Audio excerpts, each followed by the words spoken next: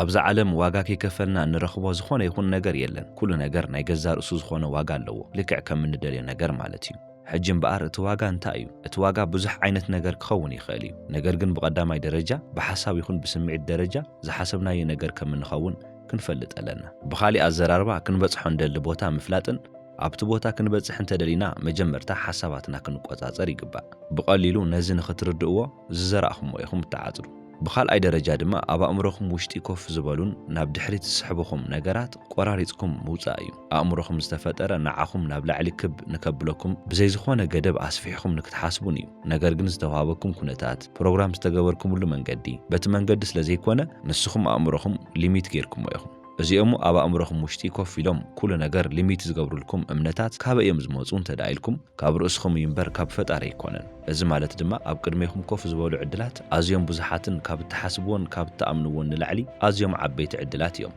ካብ ጸቢብ ኣተሓሳስባን ካብ ክቱር ጽልእን ኣዝዮም ዝረሓቑ እዮም ብሳልሳይ ደረጃ ድማ ኣብ ጸገማትኩም ፖዚቲቭ ዝበሃል ማይንድሴት ክህልወኩም ወይ ድማ ቁኑዕ ዝበሃል ኣተሓሳስባ ክህልወኩም ርእስኹም ምግዳድ እዩ ብሓጺሩ ክሳብ ክንደይ ብጸገም እንተተኸበብኩም ኣወንታዊ ነገራት ክትሓስቡ ርእስኹም ደፋር ምግባር ዓበይትን ክትዓውትዎ እትደልዩ ዕላማታት ኮፍ ኢልኩም ብግቡእ ጌርኩም ኣጽሪኹም ምጽሓፍ እትደልይዎ ነገር ብግቡእ ጌርኩም ክትፈልጡ ይግባእ ኣእምሮኹም ኣብ ዝደልዮ ቦታ እናኸደ ዝደልዮ ነገር ንክሓስብ ፍቐዱ ኢማጂኔሽንኩም ዝጠቕመኩም ኣብዚ እዩ ነጻነት ክትህብዎ ይግባእ ብኢማጂኔሽንኩም ኣብ ዝኾነ ቦታ ክትበጽሑ ትኽእሉ ኢኹም እሱ እዩ ነጻነት ማለት ክትዓውትዎ ዝሓሰብኩሞ ነገራት ንኸይተዓውቱ ካብ ዝገብርኹም ነገራት ትርሕቑ ከምዚ ዓይነት ሓሳብ እንተመጺልኩም እውን ኢማጂኔሽንኩም ኣብ ስራሕ ተእትዎ ነቲ ሓሳብ ድማ ሽዑ ንሽዑ ተውጽዎ ራሰል ኮንዌል ከም ዝገለጾ እንተኾይኑ ብናይ ርእስኹም ጸጋ ኣብ ዝተመልአ ምድሪ ደው ክትብሉ ኣለኩም እዚ ማለት ድማ ኢማጂኔሽንኩም እዩ ምክንያቱም ዝኾነ ይኹን ነገር ኣብ ኢማጂኔሽንኩም ውሽጢ ኮይንኩም ክትርእይዎ ትኽእሉ ኢኹም ምሕሳብ ነቲ ስእሊ ምዕዛብ ማለት እዩ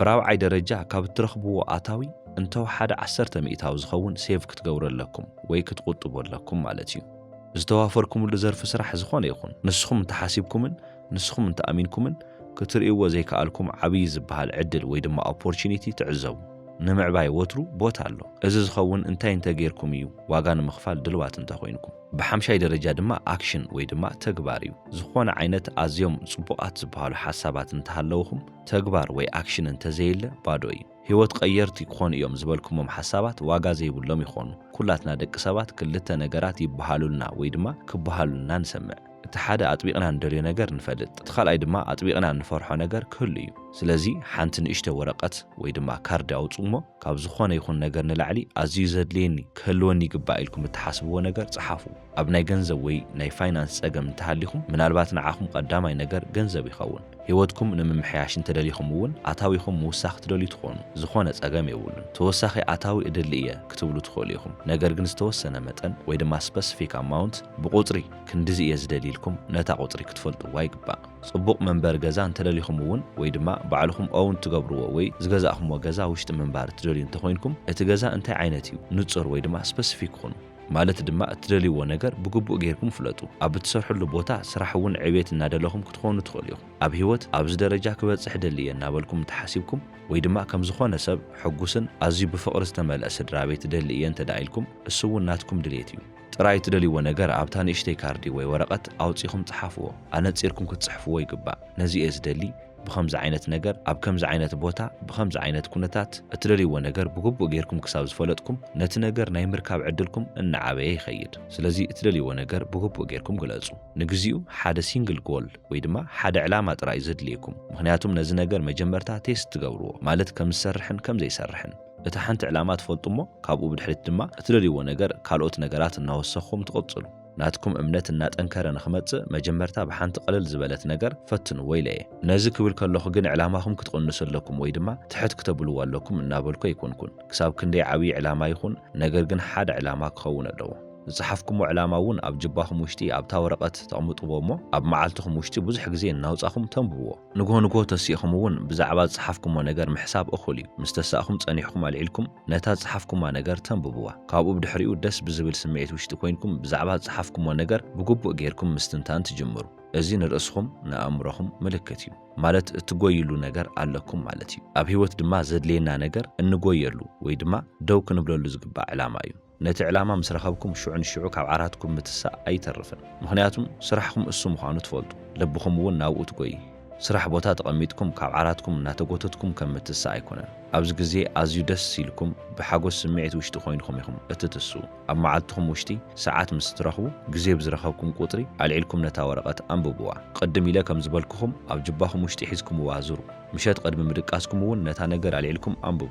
እቲ ዝጸሓፍኩሞ ነገር ኣብ ዘንበብኩምሉ ሰዓት ወዲ ሰብ ዝሓስቦ ከም ዝኸውን ብግቡእ ጌርኩም ፍለጡ። እዚ ሕጊ እዩ። ንስኹም እውን ኮፍ ኢልኩም ዕላማኹም ኣብ ዘንበብኩምሉ ሰዓት እውን ዝብለኩም ዕላማኹም እዩ። ኣብቲ ቦታ እውን ከም እትበጽሑ ትፈልጡ ኢኹም። ውሽጥኹም እውን ብግቡእ ይኣምነሉ። ሓቂ ንምዝራም ተተባሂሉ ኣብ ዝጸሓፍኩምሉ ሰዓት ንስኹም ኣብቲ ቦታ ኢኹም ዘለኹም። ኣይረኣኹምዎን እምበር ክትኾንዎ እትደልዩ ሰብ ክኸውን እየ ኢልኩም ዝወሰንኩምሉ ሰዓት ነቲ ሰብ ኮይንኩምዎ ኢኹም። ናይ ግዜ ጉዳይ እዩ እምበር ኩሉ ነገር እናዓንበበ ፍረ እናፍረየ ይመጽእ። ስለዚ ጽሓፍዎ። ምስ ጽሓፍኩምዎ እውን ብዛዕባ እቲ ነገር ብግቡእ ጌርኩም ሕሰቡ። ዘወር ኢልኩም ህይወትኩም ተዓዘቡ። ነቲ ነገር ከም ዝረኸበ ሰብ ኣክት ግበሩ። ኣብ ሎሚ ኮይንኩም ማለት ድማ ሕጂ እናነበርኩም ትቕጽሉ ማለት እዩ። ዓይንኹም ኣብ ዝተትረፍረፈ ነገር እምበር ካልእ ነገር ንክዕዘብ ኣይትግበሩ። ሓጎስ እንተኾይኑ ሓጎስ ጥራይ ንኸስተውዕል ግበሩ። ልክዕ ከም ዝኾነ ይኹን ፍጡር ንስኹም እውን እትደልይዎ ነገር ናይ ምርካብ መሰል ኣለኩም። ናትኩም ቀዳማይ ሓላፍነት ምሕታት እዩ። እትደልይዎ ነገር ፈሊጥኩም ምሕታት። ሕጂ ናብቲ ቀጻሊ ደረጃ ንሰጋገር። ንብዙሓት ሰባት ኣጸጋምን ፈታንን ዝኾነሎም ደረጃ እዚ ደረጃ እዚ እዩ። ሓድሽ ልማድ ምህናጽ ወይ ድማ ኒው ሃቢት ፎርሜሽን። ልማድ ወይ ድማ ሃቢት ብቐሊሉ ክፍጠር ፎርም ክግበር ወይ ክምስረት ኣይኽእልን። ብዙሕ ግዜ ይሓትት። ነገር ግን ሓንሳብ ነቲ ሃቢት ፎርም ምስ ገበርናዮ ማለት ምስ መስረትናዮ ዕድመ ልክዕና በቲ ልማድ ውሽጢ ኮይንና ክንቐጽል ንኽእል። ማለት ከዕርፈና እውን ይኽእል እዩ ወይ ድማ ከሳቕየና። ምፍራሕ ጠጠው ኣበሉ። ፈራሕ ክትኾኑ እውን የብልኩምን። ዝኾነ ነገር ይፍጠር ኢልኩም ክትፈርሑ ከለኹም ወይ ድማ ኔጋቲቭ ዝኾነ ሓሳብ ኣብ ኣእምሮኹም ክመላለስ ከሎ ሽዑ ንሽዑ ሜንታል ፒክቸርኩም ምትዕርራይ ከም ዘለኩም እዩ ዘጠንቅቐኩም ዘሎ። ኣወንታዊ ወይ ድማ ፖዚቲቭ ዝበሃል ስእሊ ኣብ ኣእምሮኹም ውሽጢ እናመላለስኩም ርእስኹም ክትርእይሉ ኣብ ትደልይዎ ቦታ ተዓዘቡ። ዓይንኹም ኩሉ ግዜ ካብ ዕላማኹም ኣይትንቀሉ። ኣብታ ቦታ ከም ዝበጻሕኩም ጌርኩም ሕሰቡ። ከምዚ ክብል ከለኹ መንገድኹም ስሙዝ ይኸውን ማለተይ ኣይኮነን። ናይ ገዛ ርእስኹም መንገዲ ገዲፍኩም ኩሉ ሰብ ዝኸደሉ ዝተለመደ ተራ ብዝበሃል መንገዲ ክትኸዱ ትኽእሉ ኢኹም። ከምዚ ዓይነት ስምዒታት እውን ይመጽኹም እዮም። ተስፋ ናይ ምቑራጽ ወይ ድማ ኩሉ ነገር ኣብዚ ጠንጢነ ክገልፎ እየ ዝብል ሓሳብ እውን ይመጸኩም። ዝተለመደ እዩ። ንወዲ ሰብ ኣብ ክንዲ ፖዚቲቭ ኔጋቲቭ ሓሳባት ኣዝዮም ይቐንዕዎ። ማለት ድማ ዝኾነ ይኹን ሰብ ናብ ኔጋቲቭ ዝኾኑ ነገራት እናተሰሓበ ዝኸደሉ ዕድል ኣዝዩ ዝዓበየ እዩ። በዚ ምኽንያት እዩ ኣብ ዓለምና ዘለዉ ዕውታት ዝበሃሉ ሰባት 5 ሚእታዊ ዝኣክል ህዝቢ ዝኾኑ። እቲ ካልእ ዝተረፈ 95 ሚእታዊ ዝኸውን ህዝቢ ተራ ወይ ድማ ኣቨሬጅ እዩ። በዚ ምኽንያት እዩ ርእስኹም ኣወንታዊ ነገር ንክሓስብ ኣገድድዎ ዝብለኩም። ርእስኹም ኣብቲ 5 ሚእታዊ ህዝቢ ውሽጢ ክትረኽብዎ ኣለኩም። ነዚ ነገር እስቲ ን30 መዓልቲ ፈትንዎ። ኣእምሮኹም ሙሉእ ብምሉእ ተቆጻጸርዎ። ንስኹም ኣብ እትደልይዎ ነገር ጥራይ ኣእምሮኹም ፎከስድ ንክኸውን ወይ ድማ ትኹረት ንክገብር ካብ ቁፅፅርኩም ወጻኢ ንከይኸውን ግበርዎ። ክትገብርዎ ካብ ዝግብአኩም ትጽቢት ንላዕሊ ብግቡእ ጌርኩም ክትሰርሑ ይግባእ። ካብ ዓቕምኹም ንላዕሊ ንኽትሰርሑን ንኽትደኽሙን እየ ዝሓተኩም ዘለኹ ን30 መዓልቲ። ነዚ ክትገብሩ ከለኹም ግን ነቲ ዋና ነገር ከይትርስዕዎ። ፖዚቲቭ ሜንታል ኣቲቱድ ኣእምሮኹም ወትሩ ኣብ ኣወንታዊ ኩነታት ክኸውን ይግባእ። እናማረርኩምን ክትሰርሕዎ ዘይትደልዩ ስራሕ እናሰራሕኩም ክትቕጽሉ ኣይትኽእሉን ኢኹም። ክሳብ ሎሚ ጌርኩምዎ ብዘይትፈልጡ ደረጃ ብግቡእ ጌርኩም ስርሑ። ነዚ ክትገብሩ ከለኹም ግን ሓደ ነገር ክተስተውዕሉ ይደሊ። እትገብርዎ ነገር ብምሉኡ ፍረና ፍሬ ምምጽኡ ኣይተርፍን። ምክንያቱም ኣብዛ ዓለም ክንዲ ትዝዓርኩሞ እናረኸብኩም ትመጹ። ሕጊ እዩ። ሓደ ዕላማ ኣልዒልኩም ኣብዚ ነገር ጠንኪረ ክሰርሕ እየ፣ ኣብዚ ነገር ዝክጽዕር እየ ኢልኩም እንተወሲንኩም ክኸውን እየ ኢልኩም ዝሓሰብኩምዎ ሰብ ኮይንኩም ኢኹም። ምክንያቱም ዝኸዱሉ ቦታ ዘይፈልጡ ኣዝዮም ብዙሓት ሰባት ኣለዉ። ካብኣታቶም እውን ዝተፈለኹም ምዃንኩም ዕላማኹም ምፍላጥኩምን ናብኡ እናኸድኩም ከም ዘለኹም ምግንዛብኩምን እዩ። ሕጂ ኣብዚ መንገዲ እናሃለኹም ርእስኹም ኣብ ሓደ መፈንጥራ ውሽጢ ክተእትውዎ ትኽእሉ ኢኹም። ንሱ እውን ብኸመይ እየ ነዚ ነገር ዘዕውቶ ዝብል ሕቶ እዩ። ትኹረትኩም ሙሉእ ብምሉእ ካብዚ ሕቶ ክተልዕሉ ኣለኩም። ምክንያቱም ናትኩም ኣበርክቶ ኣብኡ ኣይኮነን። ብኸመይ ዝብል ነገር ዘመቻችወልኩም ፈጣሪ ኣሎ። ኩሉ ነገር ንዕኡ ግደፍሉ። ካባኹም ትጽቢት ዝግበር ነገር እንተሃልዩ ኣበይ ክትከዱ ከም እትደልዩ ምፍላጥኩም እዩ። እቲ መንገዲ ንሱ የርእየኩም። ለምኑ ክውሃበኩም እዩ። ድለዩ ክትረኽቡ ኢኹም። ማዕጾ ኳሕኩሑ ክኽፈተልኩም እዩ። ዝልምን ኩሉ ይቕበል እሞ ዝደሊ እውን ይረክብ። ማዕጾን ዘንኳሕኩሑ እውን ይኽፈተሉ። ኣዝዩ ዘደንቕን ክሳብ ክንድዚ ቀሊል ዝኾነ ነገር እዩ። ነገር ግን እንነብረላ ዓለም ኣዝያ ኮምፕሌክስ ዝኾነት ወይ ዝተሓላለኸት ዓለም ብምዃና ዓበይቲ ሰባት እኳ ነዚ ቀሊል ነገር ክርድእዎ ይከኣሉ።